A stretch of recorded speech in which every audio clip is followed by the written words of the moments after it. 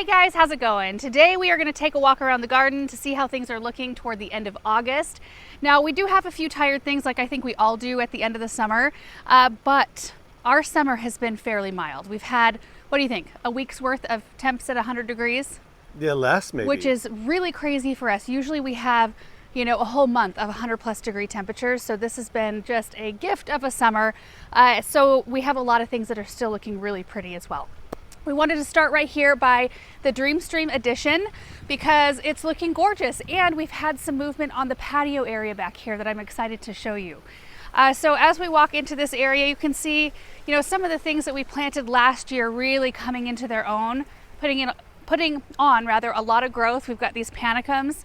I think these are miscanthus, I think. Anyway, I love the seed heads. I didn't get to see these last year. They were so small. We've also got the Sergeant Pepper dogwood, which is a newer variety. It's got pink stems, and I probably am just realizing I shouldn't go over variety by variety, otherwise this is going to be a super long video. But I'm just very excited to see some of these things putting on some growth and really seeing a lot of maturity, especially toward the other end of the pond, which we'll go over there in a second. So let's continue on this way. And I don't know if you'd be able to pick up all those baby fish in there, Aaron. But there are like thousands, don't you think? Yeah. Yeah. There are so many baby fish in there. A lot of tilapia, mosquito fish. There's a lot of baby koi though too. It'll be interesting to see, because unfortunately all the baby tilapia are going to perish this fall. They don't survive winters, but. So we'll see what survives and what doesn't. Yeah. But look at the view. It's so pretty. Even though, in the end, I want to cover and soften a lot of these stones, I think we're well on our way. And it's just a really beautiful, interesting area, I feel. Okay, you guys, so right in here, maybe we can flash up a picture of what this looked like before. I'm sure we have it somewhere. But what it did is it kind of had a gentle, incline here. And we just learned that after living with it for a while, that this is the shadiest spot, and it's super pleasant to sit here. And so we had chairs on an incline that we just sat in up to this point because the kids love to play in the shallow side of the pond, on both sides actually of this little stone bridge. So we just determined that we wanted a little bit of a bigger seating area. We had left like this spot right here open for a bench. We thought bench won't do it. We need to have some comfortable chairs in this area. So we've come in and dug out this space. And we just painted lines together the other day. We had initially thought of putting a walkway back through this area. We've decided against that, so we will be filling this back in right here because we want to be able to fit comfortably 4 chairs in this area, which will make more sense when we head forward a little bit. We want the kids to have as comfortable chairs as we have in this area, and the other patio on the other side isn't quite big enough to accommodate 4 like real comfortable sized chairs. So we want this space to do that. So in order to do that, we can't have a walkway cutting through the front part of the space. So we're gonna fill this back in and do like a boulder sort of wall, retaining wall. And then we'll have patio like pretty much right here, and it'll span the distance over to where it's cut out there. So we'll be able to kind of like have almost a fan of chairs right here. And I think that will be just perfect. And we honestly don't need a walkway. You can get to it from a couple different ways.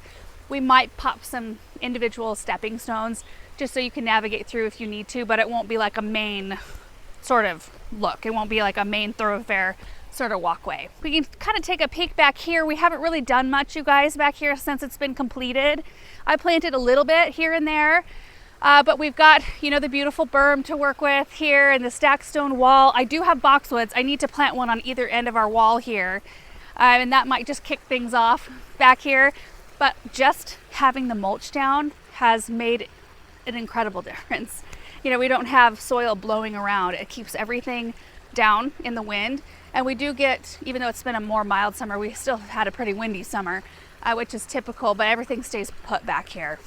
I planted a few things around this little fountain area, and I want to come in with something low right in here, maybe something all the same. I haven't decided yet exactly. This will probably, I don't know, maybe it'll wait till next season. We'll see. And you know, I don't think we'll cruise back toward the North Berm, but we did just show you where Paul cleaned up the top of the hill and put mulch down there as well, which also, it kind of feels like this. It makes it a little bit more polished and ready for things. And then of course the North Berm, we haven't planted back there in a while, so there's a lot to see up front. So let's head this way. There's Russell. Hey buddy. Also, look at these big old prints. We've had 2 big labs coming through. They like to get in the pond and get in everything. I don't know who they belong to. And this is one of my favorite things right here. How you take a step over the water to get to the other side. So nice. This side has really matured, you guys. But like the cotoneaster, it's doing exactly what I wanted it to on both sides. They're kind of growing over the edges of stones and softening them. The plumbago is looking really pretty, and that will be bright red come fall. But I love seeing, this is a black hawk, some kind of grass, but it's called black hawk, the variety name. And that will get more burgundy and red toward fall. We have little Rudbeckia kind of popping through. But look at this. Look at the back part of the pond. It's so full and gorgeous. I'm just loving it. And you can see the blooms on the tropical water lily down in there. They're really bright pink. The unfortunate part about any kind of water lily that has a dark leaf is that we get hard water damage on it. And you can't clean that off. Like I can get in there and make them wet, which makes them look pretty and deep colored like they should. And then the second they dry, they're just like this white crust on the top. I'm thankful that it's not impeding their ability to bloom. But the green lilies just tend to look a little bit more fresh and nice. And the fish are thinking I'm about ready to give them some treats right now. The tilapia are kind of aggressive. They're aggressive fish. Like they will steal food right out of a koi fish mouth. Well, you can see why people don't really like keep tilapia. Because they're more aggressive. They're not as friendly. And then of course, you know, that you have to put them somewhere warm in the winter. Yeah. Yeah, they're kind of like a mean fish. Koi are so gentle. We'll have to do a fish fry, I think, this fall. Aaron, don't say those words. Well, what else are you going to do, though? I don't know. Okay, look at these flower beds. So we've got the Caryopteris coming into its own right now. Rudbeckia, hardy geraniums. Look at this. I love this little grouping right here. And it's just going to get better over time because we'll be able to add some more things in. You know, there will be a walkway here to the filter always, but we'll, you know, have things that are just put on more growth and filled in a little bit more. I just love it. I'm going to take this out though. This is that Beaujolais loosestrife. It's kind of an ugly plant. Did you say you were going to take it out last tour? Yeah, but you know, and then I thought, well, maybe I'll cut it back. Maybe I still will. I just haven't done it yet and see how it behaves. Maybe it just needs to be cut back right immediately after it's done blooming, like a lot of things do. I just haven't treated it right. I don't know. There's a lot to do. That one just has slipped through the cracks, I guess. But the pond berm. Oh my goodness. Probably looks a little bit better from the other side. We should go to the other side and I don't know. It looks pretty good from here. Well, as far as like seeing detail, I don't know. But beautiful, beautiful plants up here. The rock and blue suede shoes salvia mixed with the sweet Caroline sweetheart lime sweet potato vine. I ordered like 5 flats of the sweetheart lime because it's my favorite, and I got 5 plants.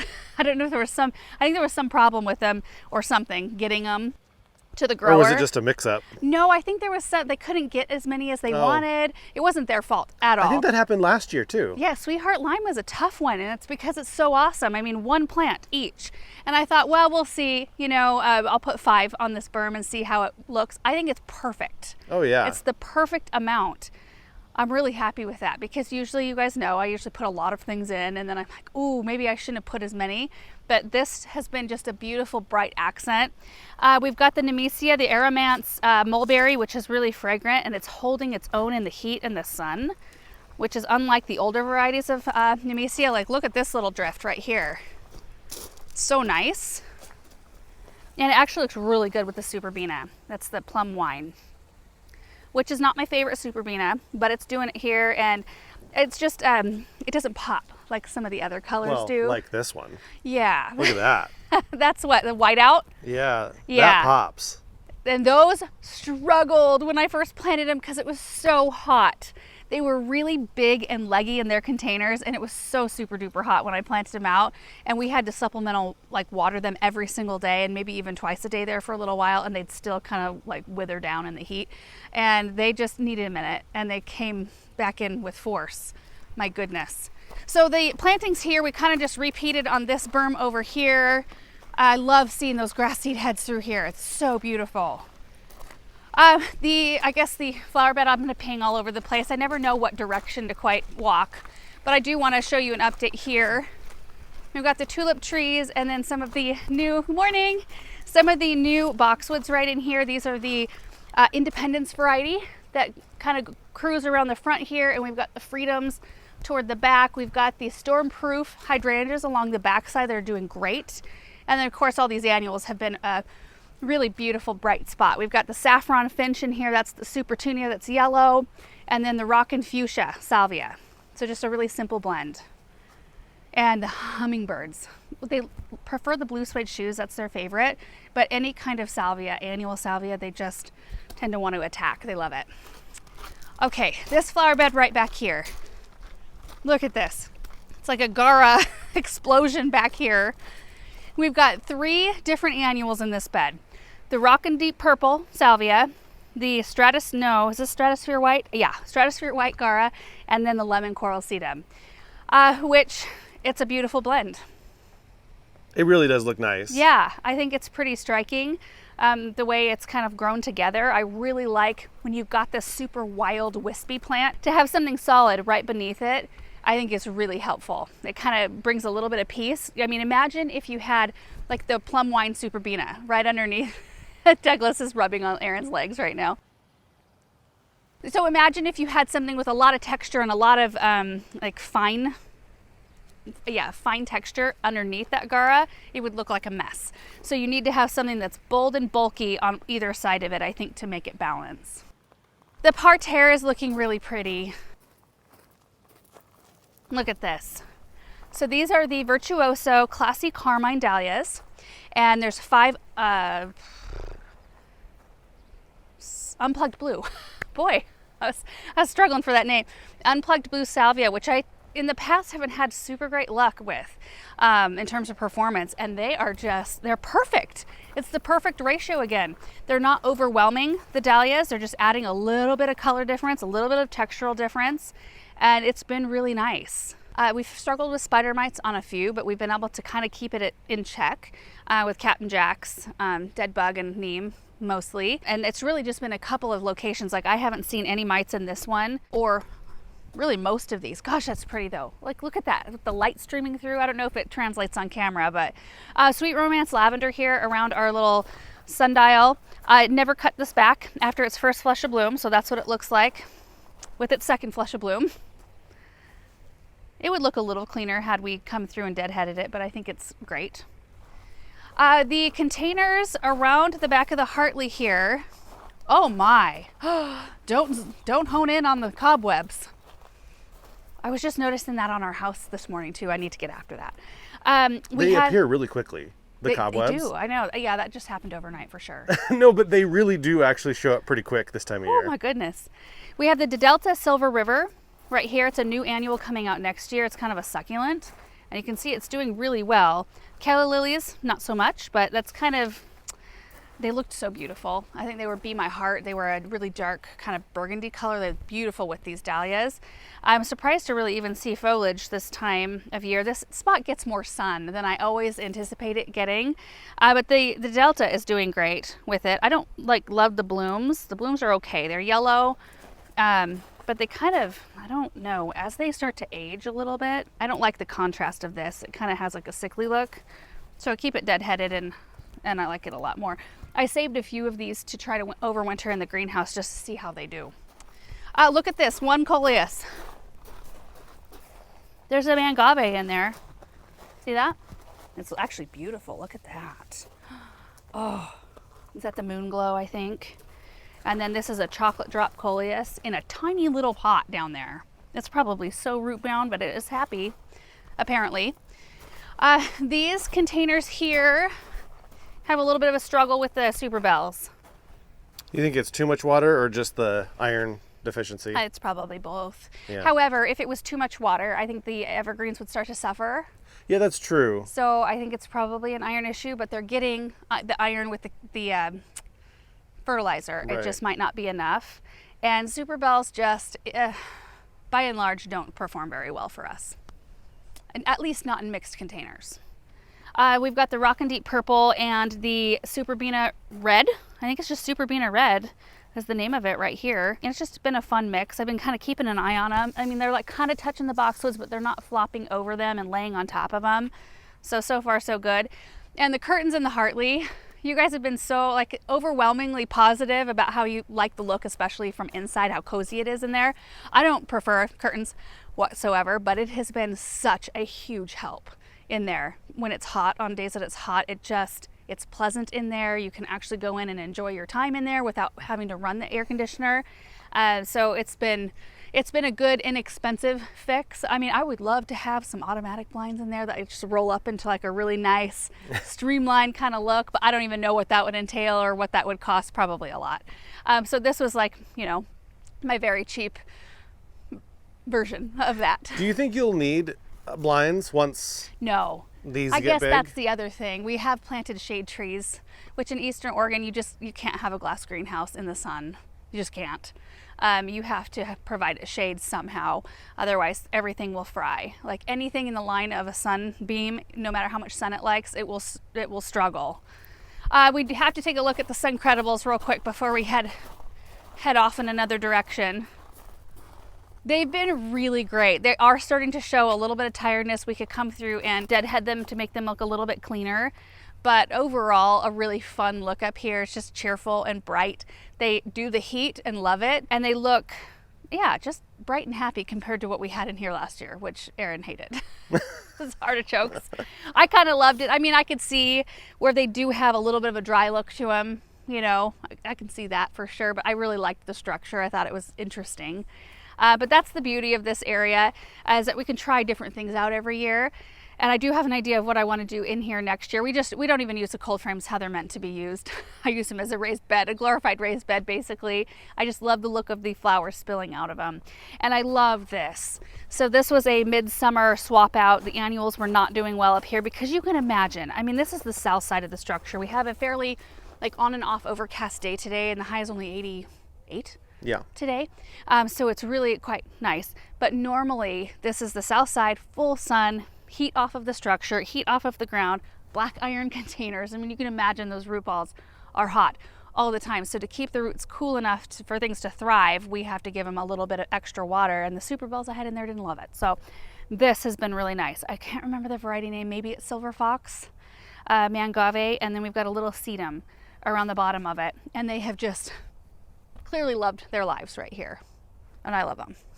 Which direction shall we go? I don't know. Versailles? That looks pretty over here. Yeah. We are going to be attempting these sidewalks or these pathways. I have painted lines.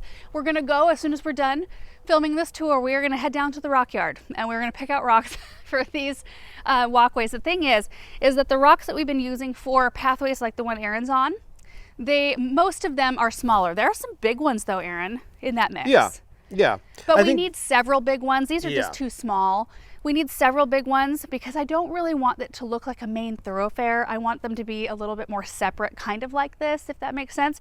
But I'll walk it. So this one is going to go like this. So we'll just have some flagstones that meet up here. And then there'll be another one. You can kind of see the line that goes to the fireplace. See, the benefit of having waited as long as we have, we know exactly how we want to walk through the space. So while like visually I would love to have a pathway that comes through, connects you here, and then moves you to the fireplace so that it's like very continuous, that's not how we want to walk it. So we're going with the practical approach here. We're going to also have one more right here. So as you come through the grass, people just naturally, they don't go to that. They come through the grass and they want to walk right here to the Hartley. So we'll have like 3 stepping stones right there. And there will be plants in here, so you won't really see the walkways. There will be ways to get around. And of course, we've got that walkway that leads you out toward the pond area. So up in here, we've had several months to live with this space without the little white picket fence. And it does feel open, and it feels like I don't know, you can breathe. Aaron's smiling at me. That looks a little smug, Aaron. Well, we were joking, you were joking yesterday about how you wish it was back, the fence. Oh yeah, I was kidding though. Yeah, you were kidding. I think for me, it was getting that fence in on the other side of the grass that really helped, because I do prefer to have a boundary. I like my eye to rest somewhere.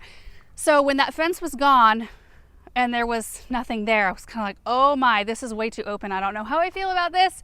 I like there to be somewhere that the design ends. And you could see past that, Aaron, and usually I can see past that too, but I don't know. You could not see past it on this one. I know, it was just a little bit of a struggle for me. But I think it's been fun too to have our Dirtlands project out there, which is a complete mess. It's a complete mess out there, but it's so fun. I love going out there. It's just full of weeds and just fun flowers and corn stalks that I'm going to cut here soon to decorate for fall. And I just love seeing that out there. And then one day, hopefully we'll have pasture out there and we'll be able to see horses right over that fence. Wouldn't that be beautiful? Maybe one day. We've got Surefire rose begonias in here, which are looking really good. We've had them here before, and there's a reason for that.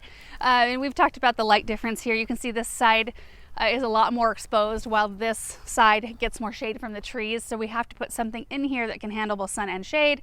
Very few annuals, very few plants really in general do that, but these do. So we've kind of been rotating from Surefire white to Surefire rose to Surefire white to Surefire rose, and we just know we're going to get a guaranteed nice display out of them. They don't really actually need to be fertilized all that much. They don't have any insect issues. You don't have to deadhead them. You just plant them and leave them alone. And these, the only water these get is what the sprinklers is giving them. We've supplemented them here and there just a little bit, but not a lot. I am ready to pull containers right up here. These are tired. I'll show you close up how tired they are. They're ready. I mean, this is one coleus right here. And usually it hasn't been in bloom for too long, but look at how much better this is going to make it look. I just don't like the way coleus look when they're blooming. I think they look messy. And most of the color blaze coleus, they're bred to either not bloom at all, or they wait till about this time in the season to start blooming. I haven't had to deadhead these at all until right now. Doesn't that look better though? Yeah. Like immediately better. But we've got another, a little bit of yellow. Kufi is looking great though. That's really pretty. Vivid violet or something, I think. And the sweet potato vine. This is the jet black. No, this isn't the jet black. We might have to put the name on the screen. I can't quite remember, but I think this is a beauty right here. I think that's really pretty. But I'm ready. I'm just ready for a change in season. Okay, through here. We did some work over here yesterday. I'm real happy about it. You know what, Aaron? I forgot to clean this up right here. What? Do we need to clean this up so it's not so... No, you like it? I do. I like it. I actually didn't plant this Russian sage or the sedum. These were the only two plants that were here when we moved in. Everything, including the huge evergreen we've put in.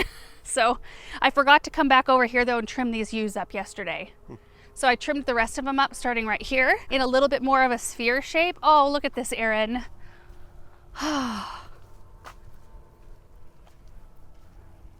Isn't it pretty?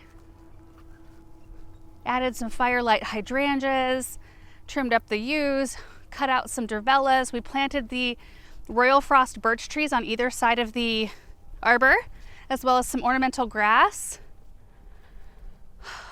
I love it. Do you love it? Well, I do. It's, it'll be a little while before it fills in. Of course. Yeah. So, I mean, to me, it's a little bit of a faith in planting right now, but it'll look really good. I don't think so. I feel like, I'm so excited about it. It makes me want to continue on. I love it way more than just having dirt, for sure. Yeah. Okay, let's head back over to the west side before we miss that, and then we'll head out into the south garden. Did you talk about how we got this finished? What finished? Well, the walkway. I did in the video yesterday. Yeah. Yeah, so it ended like right here-ish, and then we pulled it back to about here because the trajectory wasn't quite right, and then brought it right back to the new lane right here. It's crazy how much further over it needed to be to match that, because the paved part down there is kind of a distance away. It just kind of like the lane was getting wider and wider and kind of cutting into this flower bed more than I thought. Yeah. So we ended up with way more flower bed than I thought we would. Anyway, so we needed to finish this to go out to the brick, and we didn't end up even needing to move where the pins are for this arbor. I love this arbor, you guys, so much. I think it's so pretty. Anyway, I'm real happy with this space. Okay, now to the west side. Okay, cruising down the flower bed up next to the house. This urn's looking pretty good. Is this a tut? That is a tut. Isn't Queen? That pretty? Or no? No. Baby? Prince? Maybe. If it was a prince, it'd be taller, right? Yeah, but it is, well, it does get sun. It's really pretty. It's got to be a baby tut. Yeah, Tiara Blue is not getting quite enough sun. In fact, a lot of this area, you guys, we're going to have to swap over to shade. A lot of the stuff on the west side that I'm about to show you, like the roses, are just not getting enough sun anymore. But that's exciting. I think we can find some really fun stuff to put over there. Were you working on the water? Yeah, there's a filter inside there that is leaking. Oh. And we're trying to get it fixed. So it's out. Sorry, I just was distracted. The Empress Woo is looking pretty good for August. It's kind of tattered and a little bit brown on the edges, but as hostas go in our area, usually they're way more damaged than this is right here. Pretty good. What's your plan for this area? Like, how much are you gonna pull out? All the hydrangeas are coming out. But like these hostas have never performed well. Those are going to come out, and I don't know. We'll figure it out. Do you think it's worth just doing a complete rehaul? Yeah. I mean, we'll leave some elements, obviously. We'll leave, Japanese maple. We'll leave the boxwoods around the circle. This has never really been a focus in terms of like a design. Well, there's not a lot that's a focus of design. I just pop things in here and there. But over the years, as this, switch me so that people can see. Sure. But over the years, as things have evolved and we have more shade coming from the west, I think that's the biggest key. We've got the red point maples that have really grown a tremendous amount, which is fantastic. I love it. But we knew inevitably things would start to struggle a bit. And like right now, we are actually expecting rain tomorrow, and I'm hoping it does rain. Our high is 79 or something tomorrow, 77. I'm hoping things get washed off because right now they look dusty, especially in areas like this. And our juniper is such a mess. It is such a messy tree.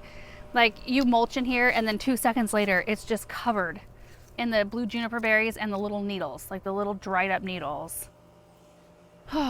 What do you think we could plant here that would give us some summer interest? Because it seems like there's a lot of spring and maybe early summer interest. Yeah. And then this time of year, it seems like this bed always just feels dry and kind of devoid of any color. And we might have to play with leaf color, like heucheras and things like that. I think the drip system probably needs an overhaul in this space as well. Or is the juniper just stealing all the moisture? Junipers don't they have like a really, don't they? I mean, correct me if I'm wrong, but don't they have a really long like taproot? I'm not sure. They don't take a lot of surface water. They don't take a lot of water in general. That's why they actually will thrive here without any kind of drip around them. But I'm sure that it's taking some. Yeah. But I don't know. We're just going to have to think about that one. You know, we could do some surefire begonias in here. Sure. Like if we replaced the hostas with a big half moon of begonias, that would be really striking. Yeah.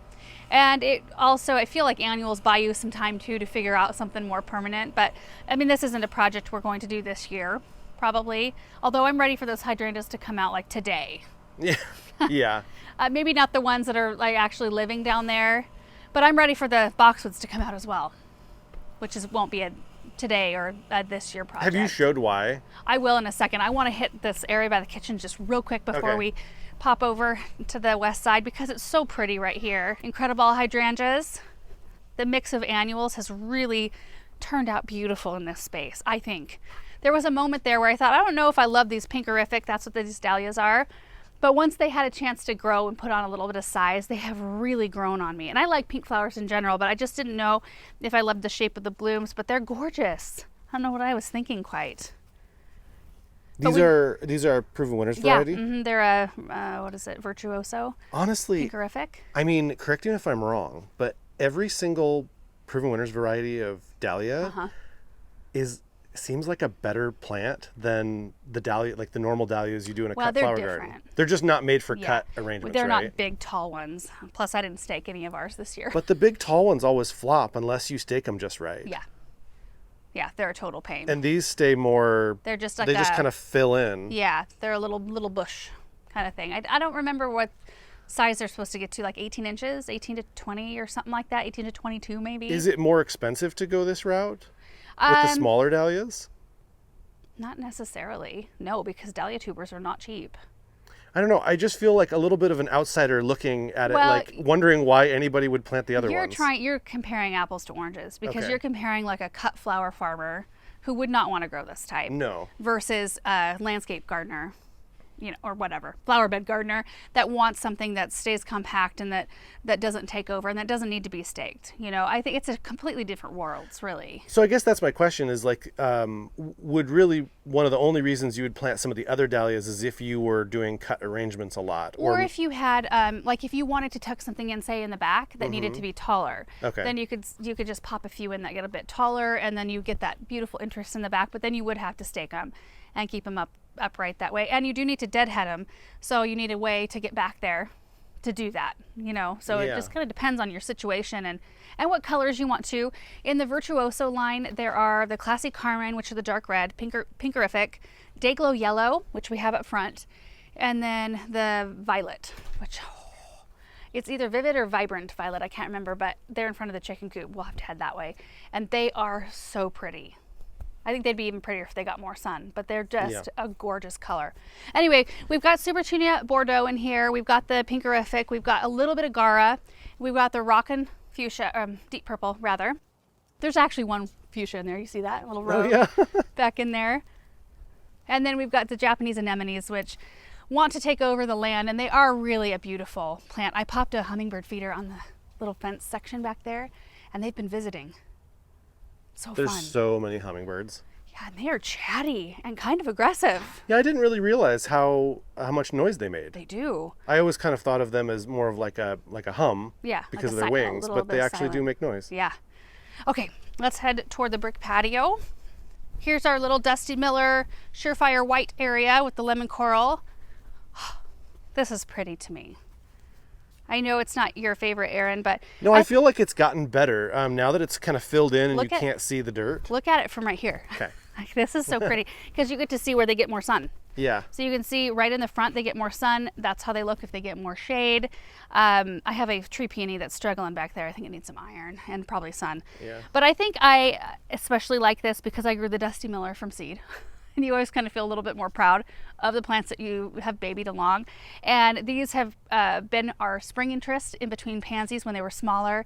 And now they're like competing beautifully with the Surefire White begonias. Like, it's very compatible. And it's something that I'll probably plan on kind of creating a little annual pocket right here. Right behind where Erin's standing is where we park our trucks. So we see this every time we come in and out of our vehicles. So I kind of want to keep it for some fun, different, like change it up in this space. I really like this view through here over the brick patio. You see the mangaves. Those are the Aztec King, and they are doing just fantastic. So I've been potting all the mangaves so that I have an easy way to get them in. But look at how gorgeous these are. I've always been a huge fan of the structure of agaves, mangaves. I think they're structurally beautiful and peaceful, really. And then we've got our container here with our red bud. And my goodness, this is is it Oklahoma Sweetheart? I think I called it something, or Carolina Sweetheart. Carolina Sweetheart. Why do I think Oklahoma? I don't know. It's one of the two. Bought it last year. I couldn't figure out where I wanted to put it because typically they need a little bit of protection from afternoon sun, which this one gets it from this big golden rain tree that's right above us. That is absolutely full of pods. But you want to know something? The kids, especially Benjamin, loves to come out here and collect pods. They have little seeds in them, and it's like I don't know what the deal is, but it holds a great allure to our kids at this moment in their life, and that kind of makes up for the amount that they want to seed themselves around. Anyway, got this red bud last year. It sat in a container all year. Really, it was late winter, early spring. I put it in here still as sticks. It hadn't even started to bloom yet. Filled it in with some real pretty things. And then we watched it bloom in here, watched it leaf out. It is really putting on a tremendous amount of growth. I think I'm just going to keep it in here until it maybe either breaks the container or starts heaving itself out of the container. What do you think about doing just a ring of boxwoods around this whole thing? Yeah, we might do that. It's kind of a little bit of a, it's not a faith in planting, but I have 4 boxwoods in here and I want them to be really tight spheres. It's just that they were a little small. So I haven't had a chance to really tighten them up a lot. And I think once they're tight, it'll give it a little bit more peace. Gotcha. And it'll give it that structure. But in the meantime, we did Surefire Whites with the lemon coral, kind of a repeat of what we've got over there and a repeat of what we've got in the pots on the corners. That's what we used in those. And up top too, and the dichondra. You can see the Silver Falls dichondra kind of coming down. It'd probably be helpful if this wasn't so long. You know, if we didn't have this kind of long, see if I could tuck that up in here. Jellyfish. Yeah, yeah, a little bit. The 2 hydrangea planters I put in here, one we had to move toward the fireplace area, and then this one we have been able to keep here, but they have been real testy on the water side of things. Macrophylla's just... You keep trying because they look so pretty in the garden it's center. Like super bells. You know, there's things that a lot of people have success with, but sometimes you keep pushing, and if your area, your climate, what you're dealing with is not conducive for those things, sometimes it's like maybe you just not. Okay, look at these dahlias right here. Hey girls. Hi chickens. These are so pretty. The color, I love this right here. Like this whole look. We've got the lemon coral popping through. These have gotten bigger. Yeah. These are more leaf than bloom. Yeah, and I think it's because they do get a little bit of shade in the afternoon, but that's keeping them very lush and happy. I don't know. Well, maybe they'll get less. We've actually got a broken branch in here that we need to take out. Can you zoom in on it? Yeah. Yeah. That branch is broken. This tree, ever since we've moved in, it has severe borer damage from years past. I'm surprised it's still like producing leaves and upright. And it's a multi-trunk. One of the trunks, the one that kind of goes off that direction, loads up with seeds every year. So it's like trying to perpetuate its life. And the other side isn't as sick because it doesn't have as much borer damage, but it's just overall, I don't know, it's a little bit of a struggling tree. But anyway, I just love the color of this dahlia here. With the lemon coral, we've got a back and black sedum in there. One sweet romance lavender. Little rooster. Yeah, the rooster. Kind of not see him very well. One of you guys got me this rooster, which was so sweet. I love it. Miss Violet Buddleia, there's a Colorado weeping Colorado, whatever, right there. Okay, this way. Okay, we're gonna enter through this side. Oh, I forgot to mow this. Yeah, you Just did. realized that. That's so funny. Did you mow yesterday? The day before. Yeah. Okay, raised bed garden. The tomatoes are taking over the land because I didn't stake them. But things are doing really nicely in here. We just pulled the stock out night before last, and I pulled this container. We're just kind of a little bit in transition from season to season in some spots. We've got a little bit of fall crops coming up, our broccoli that we seeded. This is our blue wheat, which I can see. Oh, we've got some ladybugs, which means we probably have some aphid action in here. Ladybugs are good though, right? Oh, those are ladybug larvae, so there has to be a food source. Yeah, there is, right here. Look at that. There's the aphids. And we've got ladybug larvae there to take care of it. Interesting. Circle of life. Yeah, but you can see a little bit of blue. Look at that. Does it look bluish? Yeah. Kinda. Huh. I should really get in here and cut some of these before they dry. I'll have to look them over for aphids, I guess. I haven't sprayed anything in here. Our melons that we seeded really late. Look at that. Blooms all over on them. Do we have any fruit though? They've got about a month and a half of time left. We'll see if we get any melons from them. Fun experiment. And then right through here we have our instant karma elderberry. Good luck, Erin. It's gorgeous though, isn't it? Yeah. It's so pretty. You trim it up a little bit. Little bit, but look at this. I'm not sure that I've ever seen it so loaded with berries. Yeah, same here. Like that is just so pretty. It's probably because I haven't had to trim or haven't trimmed on it as much as I should have this year. It probably kept a lot of them instead of trimming them off. You can still see all the trunks pretty well though. Yeah. Like it's not, it didn't fill in right there. Right. But okay, so we've got roses here. These are the Royal Jubilees. They're David Austin, not getting enough sun. They bloom a little bit. We've got the Annick Rose here, not getting quite enough sun. And while they do throw some blooms, I just feel like they would be much healthier out in a sunnier spot. So we're gonna have to do some transitioning. But there's some really gorgeous things, like some of the hardy geraniums we've put in. Honestly, like in favor of some of the, like the salvia. Ugh. I have a love-hate with perennial salvia. I love it when it blooms in May, and then I want it gone, out of the garden for the rest of the season. It comes back and flushes back with color a little bit, but nothing like the first flush, and then it kind of just looks mangy the rest of the season. It's so happy in May, though. I know, it's so hard. So we've got these spots, but then I just don't want to look at them for the rest of the season, if that makes sense. Unlike stuff like this. This is what I want to look at. You know, I mean, even better if it had some color, but at least the leaves look pretty. It looks tidy. There's not like a messy factor to it. I think what I need to do with the salvia, Erin, is I need to just pop in singles, not big drifts. Sure. You know, so you get that color and then it can kind of just recede while everything around it kind of... Yeah, sure. I just need to shift my approach on that.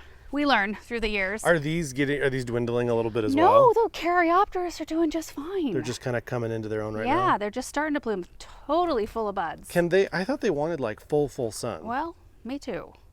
They're doing better than the roses though, so who knows? And you can just see overall, like the Miss Violet is a lot more open and airy than it would be if it was in full sun. Sure. Tall though. Yeah, very tall. I had 2 extra dahlias. I popped in right here. I thought there's a drip line right there. That's where they're gonna go. So I just put them in. Yeah, this bed at the moment could use some major overhaul in terms of grooming too. Maybe we should do that together one of these days. I love this. I know it was kind of like one of those things. Some of you guys liked it, some of you didn't. I think it's just kind of, there's a love-hate with the agave structure. Sure. Also, I do feel like, and I agree that they don't really contrast the arbs. Hardly anything does though. It's really tough. I would almost rather not have anything in these and just look at the pretty pots. Could you just do a couple of surefires? Probably. We just end up doing surefires everywhere. Everywhere. They're It just is kind an of easy a good annual though. That lemon coral though, I mean, if you were just to have that out somewhere where you could see it a little bit apart from the arbs, it's so pretty. Yeah. What are you doing? You pooping? What are you doing, Douglas? Get off my ajuga. I don't think so, sir. Look at the Stand By Me clematis. We cut this back together earlier this season. Oh, and there's a big bumble. Do you see the bumble? Oh yeah. Oh. Oh, I love that.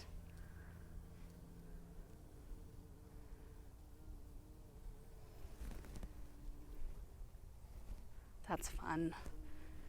Usually by this time of the year, I don't see as much bumblebee activity. I see it a lot like when the betony is out. When the betony is blooming, that's when the bumbles are just thick. Bumblebees are so funny because they kind of fly around a little bit like they're drunk or something. Well, they're heavy. Like they're real heavy and they can't really control themselves. Right. Another instant karma elderberry here. And then we've just got a menagerie of things down here, kind of like up front. I do like this solid structure of the lambsy here though. I feel like maybe I need that more down the way, but this is doing yeah, at least a little bit of limelight. iron, but it's not bad. Yeah, it's looking pretty Got a good. lot of blooms on it. If you turn around though and look down this way, it looks really pretty. Yeah. I love looking down that. And then right out here, you guys, you can see that the fountain isn't running currently. No, I don't know what's going on there, but the boxwoods, I kind of have been messing with the boxwoods, moving them around a little bit. Oh, you should talk about the arbor situation. Yeah. So we had a spare arbor sitting behind the orchard fence that the wisteria was growing on by the chicken coop, and I knew that it wasn't going to fit this space. Okay, so this is not staying. I just put it there to see if I would like an arbor here. So it's clearly not wide enough. It's like all splayed out, and it still has some of the wisteria stuck to it. But I wanted to experiment with, what if we put an arbor back like this? I love the trajectory of this instead of putting an arbor like this, because if you have an arbor like this, you're looking straight at the dumpster. If you have an arbor like this, the vista that it kind of makes your eye go toward is the south garden, which is much more pleasing. And we could do, some kind of a pillar with a light, and then some kind of really interesting plantings on here. I'm just trying to toy with, do we do a new pathway like I had thought about doing. Do we retool this whole area? Do we try to make this pathway work? Because that's a huge amount of work to go to make this area different. And then I was going to cut out, all the grass up here and just do a complete overhaul of this space. But in my gut, I feel like it's kind of wrong to take grass away from the front of the house. I feel like that's what connects it to the lawn, and you need to have that still. You need to have that connection. Otherwise, you have this little walled off section of garden and then a random lawn in front of it. I kind of like that the lawn goes right up to where we sit in front of the house, and the kids like to play there. It makes sense. I still want to widen this flower bed, of course, so that, it looks to scale. But I think we could do that without upsetting too much of the grass. Then we wouldn't have to move as many sprinklers. We wouldn't have to redirect the pathway. I don't know. I kind of like the way this looks. If we had some nice big spherical boxwoods and filled in with like lavender between, that would be beautiful. And then we would have plenty of space right in here. I would like to put something deciduous and gorgeous right here, and then something that mirrors it on the other side. And then I want some kind of a beautiful architectural evergreen in here. And we'd have plenty of space to put a couple benches around the fountain. I think we really could work with the structure, the infrastructure as it is right now. What are your thoughts? Well, somebody had mentioned doing a pathway that met up with this. So basically, as you exit out this pathway, you would have, so there it is right there. You would have another pathway right here, which, to be honest, could work. And then I suppose this would be flower bed over here. I think it would make the sidewalk the wrong shape. I think it would be too severe. Yeah. And I don't really want it to lead to that. The pathways would be different sizes, and it wouldn't look as grand. I feel like we need to have like a big, where that arbor is, where we're trying it, we need to have like something custom that's bigger, bulkier, and then this bothers me. You don't like it set not back. having it off kilter, having it like at a but the thing 45-degree angle. If you put it here, then you have a straight side of your arbor here, and you'd have to have a really wide arbor, and then something like this. Well, see, that's the other thing, is that this pathway has always kind of bothered me too. The fact that it doesn't. That bothers me.